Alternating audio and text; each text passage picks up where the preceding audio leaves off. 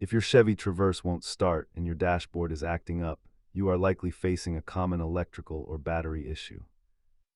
Statistically, 85% of these starting failures are linked to simple battery health or loose ground connections.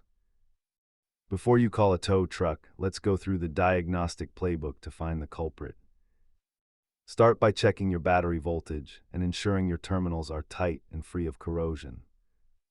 If you see a service StabiliTrack message or a blinking theft light, your car's computer isn't getting steady power. Don't overlook the simple things like a dead key fob battery or a blown starter relay in the fuse box. If you hear rapid clicking, a jump start usually works, but a total blackout suggests a deeper wiring fault. While a battery replacement is relatively cheap, a failed starter or engine computer can significantly increase your bill. Sometimes a hard reset by disconnecting the negative battery terminal for 10 minutes can clear glitchy dashboard errors. Keep an OBD2 scanner and a multimeter handy to make these diagnostic steps much faster.